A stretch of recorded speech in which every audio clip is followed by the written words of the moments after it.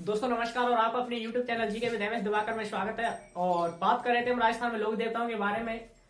तो और इसी कड़ी को आगे बढ़ाते हुए हम बात करेंगे अगले लोक देवता हैं देवनारायण जी। तो देवनारायण जी के बारे में बात करें दोस्तों, तो यहाँ से भी क्वेश्चन आते रहते हैं। इनके माँ बाप के बारे में भी बात करना जरूरी है, क्योंकि यहाँ से क्वेश्चन पूछे जा चुके हैं और आगे भी पूछे जाते रहेंगे, क्योंकि कोई मनाही नहीं है आने की। तो थोड़ा सा नक्शे के माध्यम से पढ़ने की कोशिश करेंगे हम।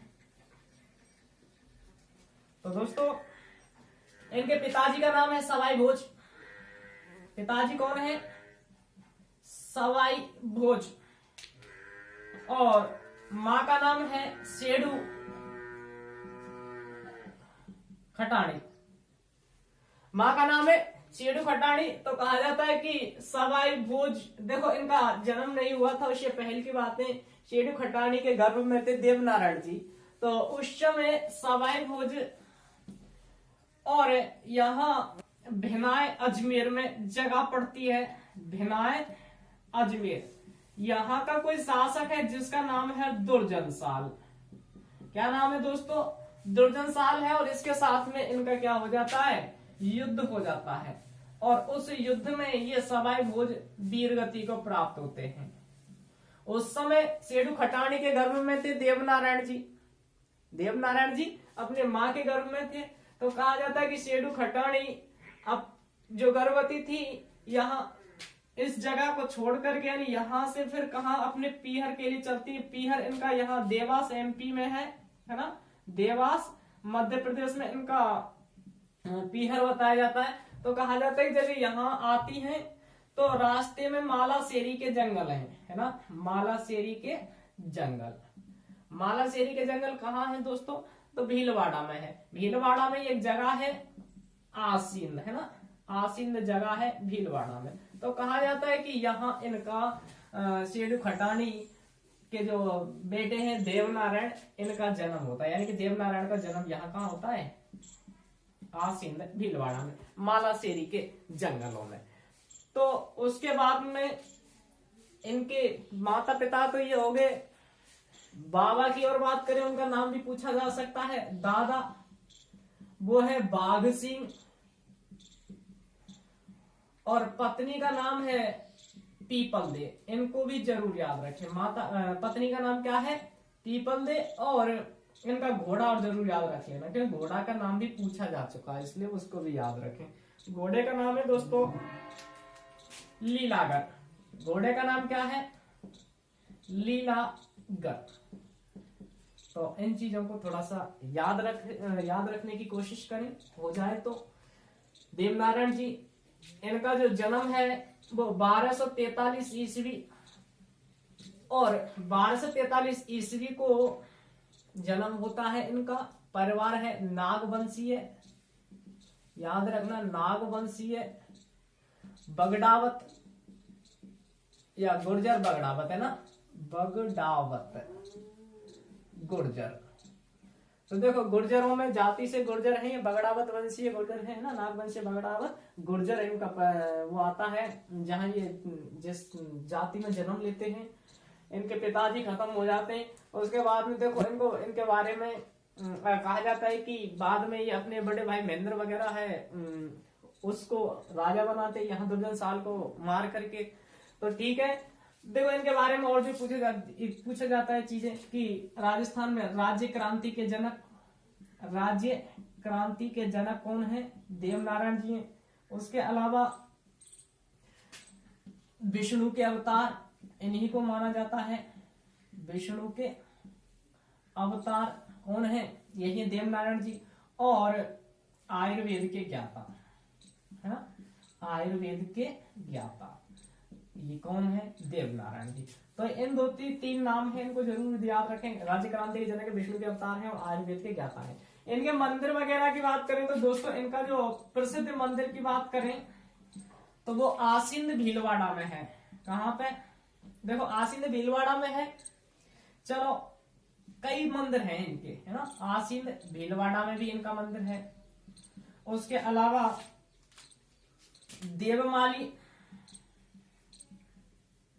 देवमाली जगह है ब्यावर अजमेर में। ब्यावर अजमेर में, यहाँ भी इनका मंदिर है। इसके अलावा देवधाम जोधपुरिया के नाम से है। देवधाम जोधपुरिया ये कहाँ पर है दोस्तों? ये टोंक में है, यहाँ भी इनका मंदिर है। उसके अलावा चित्तौड़गढ़ में भी इनका मंदिर है ना, चित्तौड़गढ़ में भी इनका मंदिर है। इसके अलावा मेवाड़ के महाराणा की बात करें तो दोस्तों मेवाड़ के महाराणा सांगा है ना, मेवाड़ के महाराणा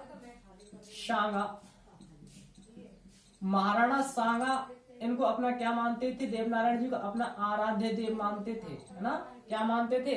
आराध्य देव मानते थे। तो उन्होंने भी इनका मंदिर बनवाया है देवनारायण जी का, तो उनको भी याद रखें है ना। महाराणा कुंभा के आराध्य देव कौन है? यही है देवनारायण जी। इसके अलावा दोस्तों और भी कुछ का चीजें हैं इनके बारे में, तो और चीजों के बारे में बात करें तो दोस्तों फड़ जो है वो इम्पोर्टेंट है इनकी है ना, फड़ है वो सबसे ज्यादा इम्पोर्टेंट है।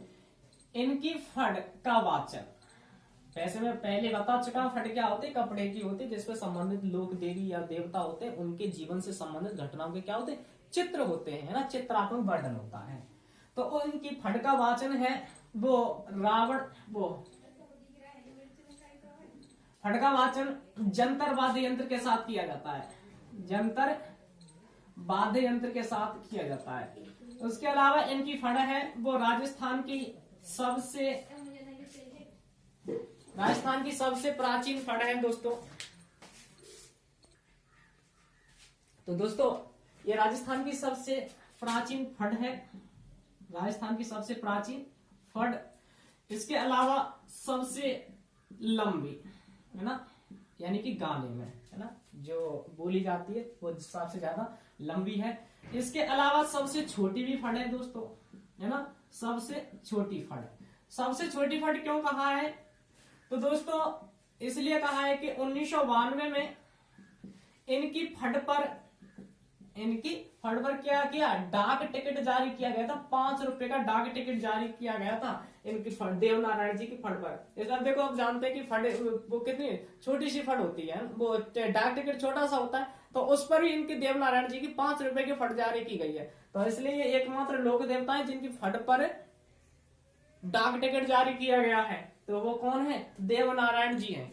अब देवनारायण जी के और बात करें तो देवनारायण जी के ऊपर फिल्म भी बनाई जा चुकी है, देवनारायण जी के ऊपर फिल्म भी बनाई जा चुकी है। और उस फिल्म में नाथूराम गुर्जर उन्होंने देवनारायण जी का अभिनय किया है। कोई बीजेपी के से संबंधित व्यक्ति बताए जाते हैं नाथूराम गुर्जर, तो उन्होंने भी इनकी फिल्म पर या फिल्म में अभिनय दिया है देवनारायण जी का। इसके अलावा दोस्तों अगले लोक देवता की बात करें तो ये तो थे देवनारायण जी, ये भी गुर्जरों के देवता हैं। अगले लोक देवता की बात करें तो वो है देव बाबा। तो ये देवनारायण जी को देख लेना, माता सवाई भोजे और इनकी माता का नाम शेरू खटाणी है, पत्नी पीपल है, बाबा बाघ सिंह है। जन्म राष्ट्रमता मालाशेरी के जंगलों के आसपास आसिंद भीलवाड़ा में जन्म होता है। और उसके बाद उनके मंदिरों की बात करें तो देवमाली देवधाम जोधपुरी टोंक है। उसके अलावा इनका आसिंद भीलवाड़ा में भी मंदिर है और देवमाली ब्यावर अजमेर में भी इनका मंदिर है। अगर इनके देखो पूजा की बात करें तो वो जरूर याद रख लेना कि इनके मंदिर में जो पूजा की जाती है वो ईंट की पूजा की जाती है। ईंट की पूजा नीम की पत्तियों से ना, नीम की पत्तियों से ये पूजा होती है भैया है ना। और ये जो इनका मेला वगैरह लगता है ये भादों शुक्ल सप्तमी है ना, भादों शुक्ल सप्तमी को इनका मेला लगता है, थोड़ा सा इनको भी देख लेना। इसके बाद में अगले लोक देवता की बात करें तो दोस्तों हमारे चैनल पर बने रहे, क्योंकि हम बिना किसी चार्ज के डेली राजस्थान जीके की क्लास ली जा रही है हमारे द्वारा और क्रम से पार्ट वाइज वीडियो हम डाल रहे हैं आपके लिए। तो आप चाहे किसी भी भर्ती की तैयारी करें राजस्थान में, तो आप सब जानते हैं कि वो तो जरूरी ही है। राजस्थान जीके तो लगभग इम्पोर्टेंट होती है राजस्थान की वैकेंसियों के लिए। तो हम उसी हिसाब से क्रम से पूरा कोर्स कराएंगे, यानी कि लगभग आपकी जो राजस्थान जीके है जो भी चैप्टर है कराने की कोशिश करेंगे। तो दोस्तों अगले लोक देवता है देव बाबा। अगले लोक देवता का नाम क्या है? देव बाबा। भैया देव बाबा की बात करें तो गुर्जरों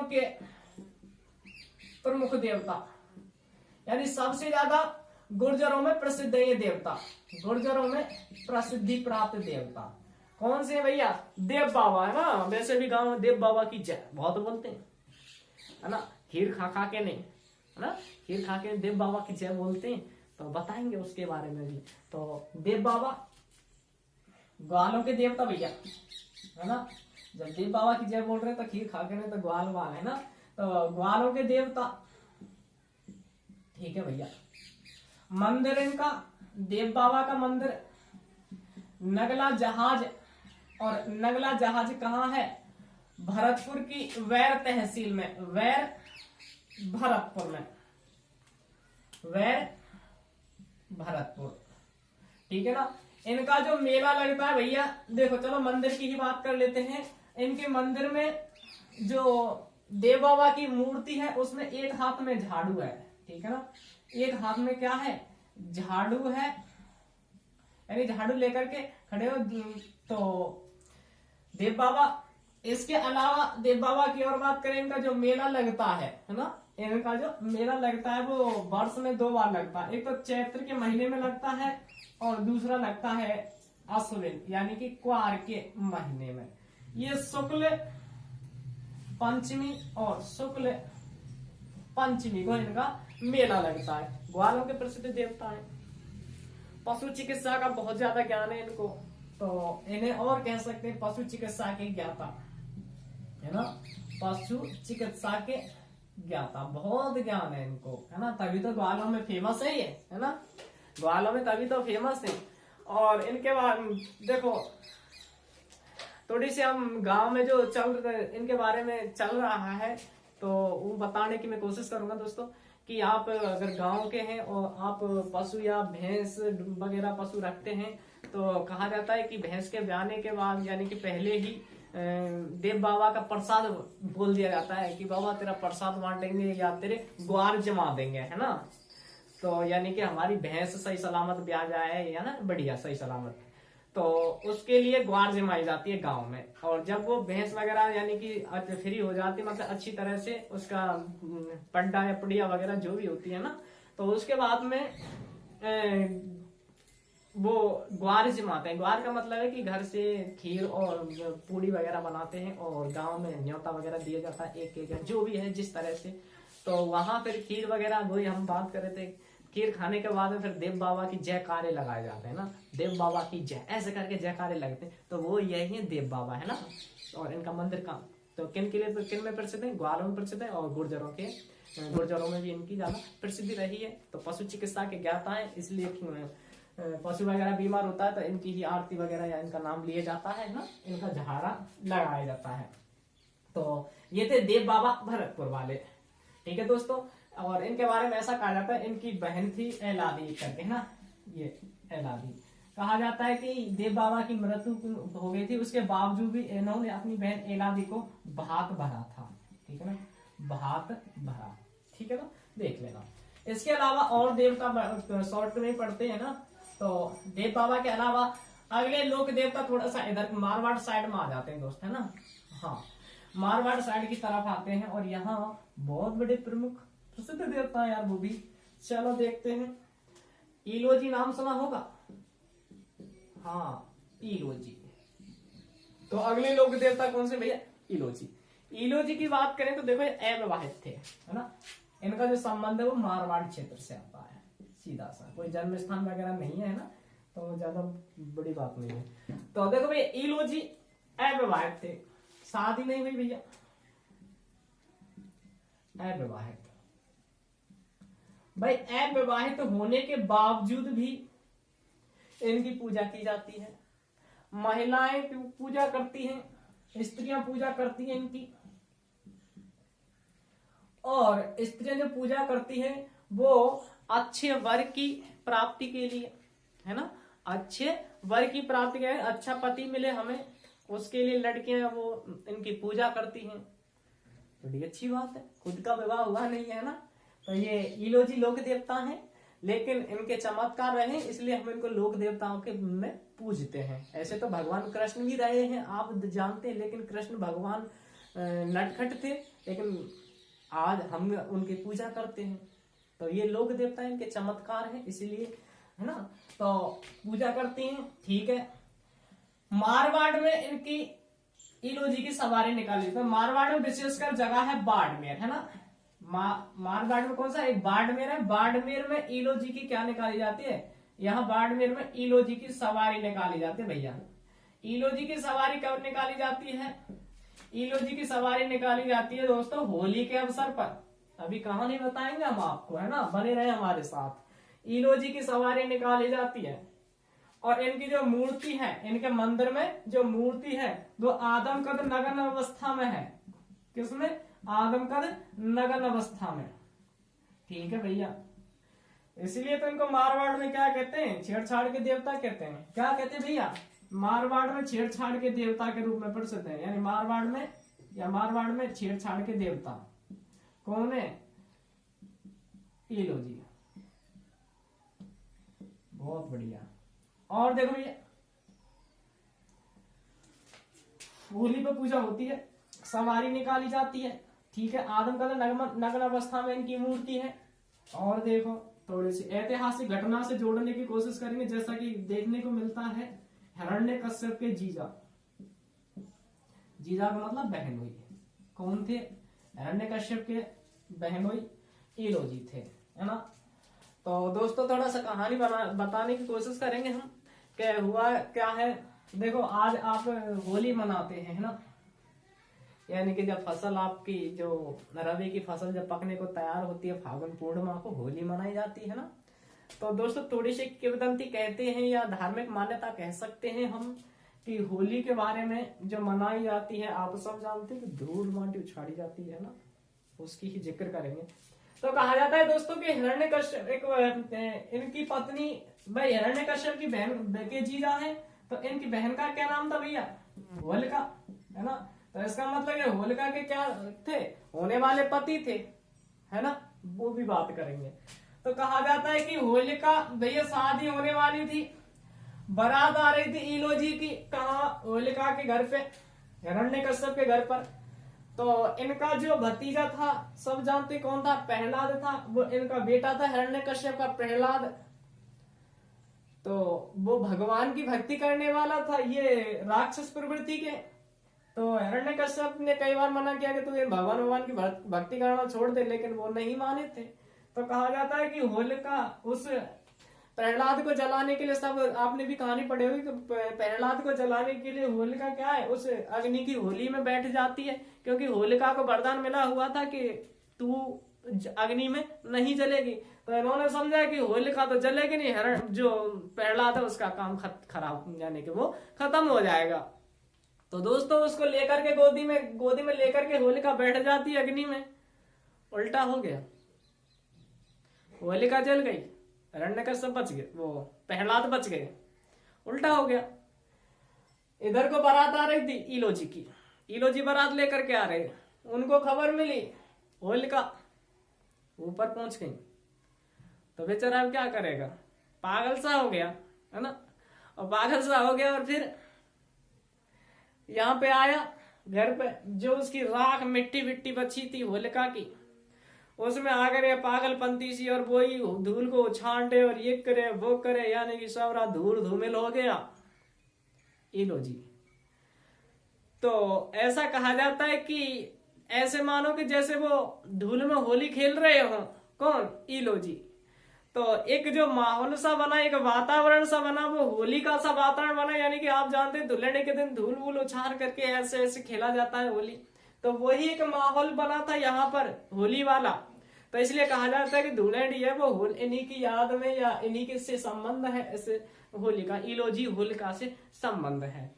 तो दोस्तों अगर आपको हमारी वीडियो अच्छी लगे तो हमारे चैनल जीके विद एमएस दबा कर को जरूर सब्सक्राइब करें और लाइक कमेंट शेयर जरूर करें। इसके अलावा हम कोशिश कर ही रहे हैं कि अच्छे से अच्छा मैटर आपको उपलब्ध कराया जाए, और जो परीक्षा की दृष्टि से उपयोगी चीजें हैं हम वहीं तक कोशिश बात करते हैं ज्यादातर। क्योंकि आप इतिहास उठाएं तो इनके बारे में पता नहीं कितनी सारी चीजें और छुपी पड़ी हैं, लेकिन उनसे कोई मतलब नहीं है। क्योंकि इतना पढ़ेंगे तो आप पेपर में क्या करेंगे, है ना, पेपर की तैयारी फिर कैसे करेंगे। तो तो हम उसी उद्देश्य से लेकर के चल रहे हैं जो अक्सर करके कोचिंगों में पढ़ाया जाता है, या जो चीज चलती रहती है, लगभग कोई 2-4 चीजें एक्स्ट्रा होती हैं जो हम कोशिश करते हैं आपको बताने की। तो दोस्तों, हंसते रहे, मुस्कुराते रहे और देखते रहे हमारा चैनल जी के विद MS दिवाकर। धन्यवाद। जय हिंद, जय भारत।